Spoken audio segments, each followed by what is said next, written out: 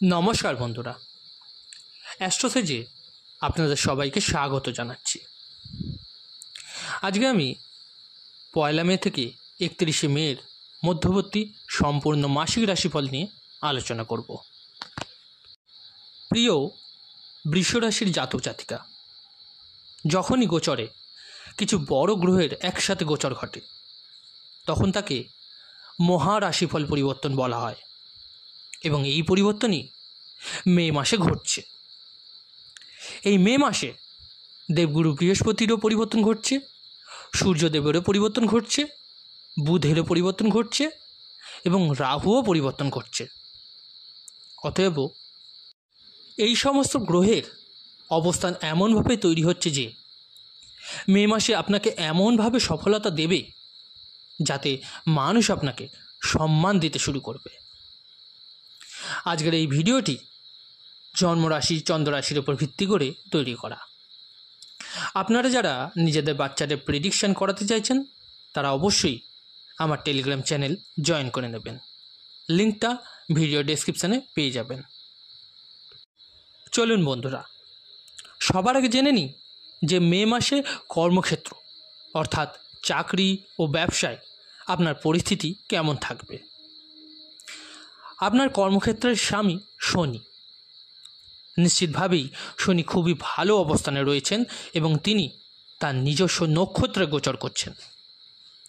এই মাসের যদি আমি কথা বলি তাহলে কর্মক্ষেত্রে শনির প্রভাব প্রবল থাকবে এবং তার অধিপতি মঙ্গলের অষ্টম দৃষ্টি পড়বে পুরো মাস জুড়ে এবং 14 মে থেকে স্বয়ং বৃহস্পতির কর্মক্ষেত্রে দৃষ্টি থাকবে। এটা খুবই স্পষ্টভাবে বোঝাচ্ছে যে এই মে মাসে নতুন চাকরি ও ব্যবসার যোগে প্রচণ্ড বৃদ্ধি হওয়ার সম্ভাবনা তৈরি হবে। এই মাসে আপনার জীবনে কর্মক্ষেত্রের নাম, খ্যাতি, মূল্যবোধ অনেকটাই কিন্তু বৃদ্ধি পাবে এবং যারা এই কারণে চিন্তিত ছিলেন যে সাফল্য আসছে না, উন্নতি হচ্ছে না, তাদের জন্য এটি শুরু হয়ে যাবে খুব ভালোভাবে। যারা এই মাসে বিদেশে চাকরির জন্য চেষ্টা করছেন অথবা যারা আমদানি রপ্তানির সঙ্গে যুক্ত কাজ করছেন তাদের জন্য 7 মের পর খুব ভালো সুযোগ দেখা যাচ্ছে। 24 মের পর প্রচণ্ড ইনক্রিমেন্টের সঙ্গে চাকরিতে পরিবর্তনের সুযোগও দেখা যাচ্ছে। এখানে আরেকটি বিষয় রয়েছে, যারা চাকরির জন্য ইন্টারভিউ দিচ্ছেন বারবার ব্যর্থ হচ্ছেন, আপনাদের কোনো ঘাবড়ানোর প্রয়োজনই নেই। 7 মের আগেই কোনো না কোনো সুসংবাদ আপনাদের জন্য আসবে। আর যারা লটারি, সাট্টা, শেয়ার মার্কেটে এসবে টাকা লাগাচ্ছেন তাদের জন্য আমি বলবো 7 মে পর্যন্ত সময়টা কিন্তু খুব ভালো যাবে। 7 মে থেকে 24 মের মধ্যে আপনার একটু সতর্ক থাকতে হবে, অন্যথায় লাভের কোনো সমস্যা নেই। এখানে একটা কথা আছে, মঙ্গল নিঃস্ব অবস্থায় রয়েছেন, তাই আপনাকে পুরো মাস জুড়ে হেভি ইনভেস্টারদের থেকে একটু সতর্ক থাকতে হবে। যদিও 15 মে থেকে সূর্য সপ্তমভাবে দৃষ্টি দেবে, তাই 15 মের পরে আপনি যদি কারোর সাথে পার্টনারশিপে কাজ করতে চান তাহলে কিন্তু করতে পারেন।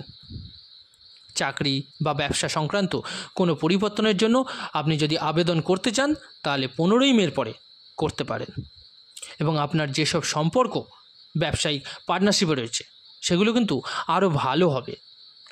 যারা বিদেশে যেতে চান তাদের জন্য এই মাস কেমন থাকবে?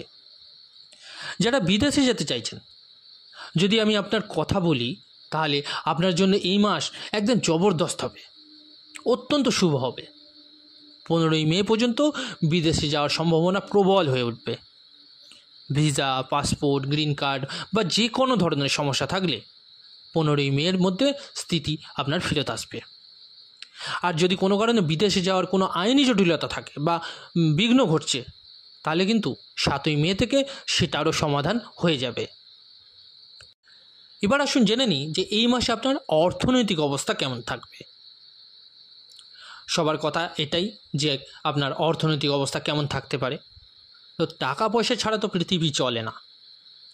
এই মাসে যদি আমি ধনের কথা বলি তাহলে 18 মে পর্যন্ত রাহু আয়ভাবে অবস্থান করবেন এবং আয়ভাবেই আপনার 7 মে পর্যন্ত বুধও অবস্থান করবেন। যদিও শুক্র ও শনি আয়ভাবেই থাকবেন। এই মাসে আপনার কোথা থেকে টাকা আসবে কিভাবে বলবো, বুঝাতে পারবো না।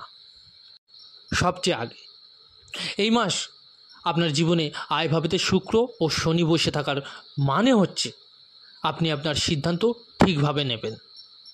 যেখানে টাকা আটকে ছিল সেখান থেকেও আপনার টাকা কিন্তু ফেরত আসবে। কোনো স্ক্যাম বা জালিয়াতিতে টাকা আপনার আটকে ছিল, অথবা ট্যাক্স সংক্রান্ত সমস্যায় টাকা আপনার আটকে ছিল, সেখান থেকেও কিন্তু টাকা ফেরত আসবে। এছাড়াও প্রমোশনের সাথে আপনার ইনক্রিমেন্ট হবে। আপনার পিতার থেকে ধন লাভের সুযোগ তৈরি হবে।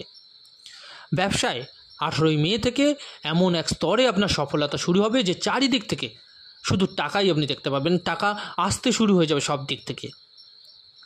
18ই মের পরে রাহু যখন ধনভাবে দৃষ্টি দেবে, তখন ব্ল্যাক মানি হোক বা হোয়াইট মানি হোক, চারিদিক থেকে বেরিয়ে আসতে শুরু করবে, আপনার জন্য শুধুমাত্র টাকাই আসবে। এবার বলি, এই মাসে আপনার বৈবাহিক জীবন কেমন থাকবে, অর্থাৎ দাম্পত্য জীবন। বৃষ রাশি জাতক জাতিকাদের জন্য বৈবাহিক জীবনের কারক হলো স্বয়ং মঙ্গল। এবং সত্য কথা এই যে মঙ্গল এই মাসে নিঃস্ব অবস্থায় রয়েছেন। 14ই মে থেকে সূর্যের দৃষ্টিও সপ্তম ভাবেতে পড়তে শুরু করবে। আমি খুব স্পষ্টভাবে বলছি, 14ই মে পর্যন্ত আপনার বৈবাহিক জীবন ঠিকঠাক থাকবে। 14ই মে পর্যন্ত আপনার বিবাহিত সম্পর্ক, যে প্রস্তাবগুলো আসার দরকার বিবাহ নিয়ে, সেগুলোও কিন্তু খুব ভালো আসবে। 14ই মে পর্যন্ত আপনার জীবনসঙ্গীর থেকে আপনি সাপোর্ট পাবেন। যদি কোনো সেপারেশন, মতভেদ বা সমস্যা থাকতো, সেটাও কিন্তু ঠিক হয়ে যাবে। কিন্তু 14ই মের পরে আপনাকে তাড়াহুড়ো করে কোনো বিবাহ কিন্তু করা যাবে না। আপনার বৈবাহিক জীবনকে ধরে রাখতে হবে। আর যারা অনেক দিন ধরে ডিভোর্সের জন্য কষ্ট পাচ্ছিলেন, তাদের 14ই মের পরে কিন্তু ডিভোর্স হয়ে যাবে। 14ই মের পর আপনার জীবনসঙ্গীর স্বাস্থ্যের সমস্যা কিন্তু হতে পারে, কিন্তু তাদের কেরিয়ার ডেভেলপমেন্ট বা অন্যান্য বিষয় কোনো অসুবিধা হবে না। তাই 14ই মের পর আপনাকে আপনার বৈবাহিক জীবন ভালোভাবে চালাতে হবে, একটু বুদ্ধি করে। দেখুন, সব কিছুই তো আর অ্যাস্ট্রোলজির ওপর চলতে পারে না, কিছু তো আপনাকেও পরিবর্তন করতে হবে। আপনাকে নিজে বুঝে নিজের সংসার চালাতে হবে। এবার বলি, এই মাসে আপনার জমি, বাড়ি, গাড়ি, সম্পত্তি এর অবস্থা কেমন থাকবে। যদি মে মাসের কথা বলি, তাহলে আপনার এই মাসে সূর্য উচ্চ এবং 15ই মে থেকে কেন্দ্রে সূর্য, চারিদিক থেকে দুর্দান্ত সফলতা দেখা যাচ্ছে। এই মাসে 18ই মে পর্যন্ত জমি, গাড়ি, বাড়ি, সম্পত্তির সুখ কিন্তু পাওয়া যাবে। 18ই মের মধ্যে আপনি গৃহপ্রবেশও করবেন, ইচ্ছামতো গাড়িও কিনতে পারেন। আপনার প্রপার্টি বা সম্পত্তি নিয়ে কোনো বিবাদ থাকলে বা আপনার নামে কোনো বিল তৈরি না হতে পারলে সেই সমস্ত সমস্যার সমাধান হয়ে যাবে। আর যারা নিজেদের সম্পত্তি বা প্রপার্টি বিক্রি করতে চাইছিলেন, তাদের জন্য 18ই মে থেকে খুব ভালো সুযোগ থাকবে। কারণ হচ্ছে রাহুর 4র্থ ভাবেতে দৃষ্টি পড়বে এবং ভালো দামে বিক্রি হবে আপনার প্রপার্টি। কিন্তু 18ই মে থেকে আপনার মায়ের স্বাস্থ্যের দিক থেকে একটু সমস্যা দিতে পারে, অস্থিরতা আসতে পারে, কিংবা পরিবারের যে কোনো সদস্যের কারণে কিছু সমস্যা দেখা দিতে পারে। তাই 18ই মের পর আপনাকে পারিবারিক কলহ থেকে বা পারিবারিক বিবাদ থেকে নিজেকে বাঁচিয়ে চলতে হবে।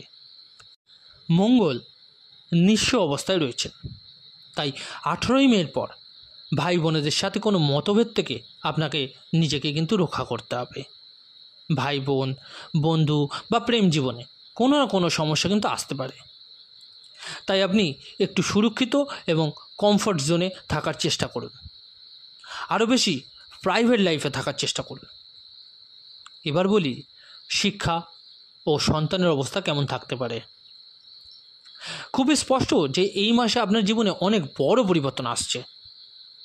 7ই মে পর্যন্ত পঞ্চমভাবে বুধের দৃষ্টি রয়েছে। 7ই মে পর্যন্ত শিক্ষা ও সন্তান ধারণের যোগ কিন্তু রয়েছে। শিক্ষায় আপনার উন্নতির যোগ রয়েছে। 7ই মে থেকে 23 মে মধ্যে আপনার যারা বিদেশে পড়াশোনা করতে চান, তাদের জন্য খুব ভালো সুযোগ তৈরি হতে চলেছে। যদিও 18ই মের পর পঞ্চম ভাবেতে রাহুর দৃষ্টি শেষ হচ্ছে। এর মানে 18ই মের পর আপনি সন্তানের ভবিষ্যৎ নিয়ে যেসব চিন্তা করছিলেন তা কিন্তু দূর হয়ে যাবে। সন্তানের সাথে মতভেদ বা সমস্যা থাকলে সেগুলোও দূর হবে। আপনার সন্তান রাগ করে দূরে চলে গিয়েছিল বা বিদেশে ছিল, আপনি দেখা করতে পারছিলেন না, এই সমস্ত সমস্যাও দূর হবে এবং সন্তানের কারণে যে ঝামেলা হচ্ছিল তাও মিটে যেতে দেখা যাবে। যতদূর দ্বিতীয় সন্তানের প্রশ্ন, 18ই মে থেকে দ্বিতীয় সন্তানের উন্নতির সুযোগ খুব সুন্দরভাবে খুলে যাবে, এতে কোনো সন্দেহ নেই। স্বাস্থ্যের অবস্থা কেমন থাকবে? ঈশ্বরের কৃপায় পুরো মাসে আপনার কোনো গুরুতর অসুস্থতা আপনাকে কিন্তু বিরক্ত করতে পারবে না। হ্যাঁ, দ্বাদশ ভাবেতে বুধ যাবে 7ই থেকে 23শে মের মধ্যে, তাই এই সময় একটু দাঁত সংক্রান্ত বা হালকা হজমের সমস্যা হতে পারে, কোনো বড় রোগ হবে না। যাদের চোখ সংক্রান্ত সমস্যা আছে তাদের একটু সমস্যা কিন্তু বাড়তে পারে। এবার বলি আপনার জীবনের মামলা মোকদ্দমা বা পারিবারিক তথা শ্বশুরবাড়ির অবস্থা কেমন থাকবে। খুবই স্পষ্ট এবং পরিষ্কারভাবে বলছি, দেবগুরু বৃহস্পতির মহা পরিবর্তন হচ্ছে, তাই 14ই মে থেকে আপনি বড় থেকে বড় মামলায় জয়লাভ করবেন। যেসব শ্বশুরবাড়ির লোক আপনাকে সাপোর্ট করতেন না, সম্মান দিতেন না, তারা সাপোর্ট করতে এবং সম্মান করতে শুরু করবেন। পরিবারের সম্পত্তিও পাবেন আপনি। এছাড়াও বলে রাখি, যদি আপনার জীবনসঙ্গী আপনার থেকে দূরে থাকেন বা বিদেশে থাকেন তাহলে সেখান থেকেও দারুণ সাপোর্ট পাবেন। এবার বলি আপনাদের কি উপায় করবেন আপনারা। আমি একটা কথা বলব, 7ই মে থেকে 23শে মের মধ্যে গণেশ চল্লিশার পাঠ করুন এবং পুরো মাস হনুমান চল্লিশার পাঠ করুন এবং লাল সুতো ধারণ করে রাখুন। ওম শ্রাম শ্রীম শ্রী নম মন্ত্রের জপটি করতে থাকুন, দেখবেন পুরো মাসটাই খুব ভালো যাবে বৃষ রাশির জাতক জাতিকাদের জন্য। তো বন্ধুরা, এই ছিল আজকের আলোচনাটি কেমন লাগলো জানাতে ভুলবেন না অবশ্যই কমেন্ট করে। ভালো লাগলে লাইক ও শেয়ার করতে ভুলবেন না। আর যে সকল বন্ধুরা নতুন শুনছেন তারা অবশ্যই চ্যানেলটিকে সাবস্ক্রাইব করে নেবেন। ধন্যবাদ।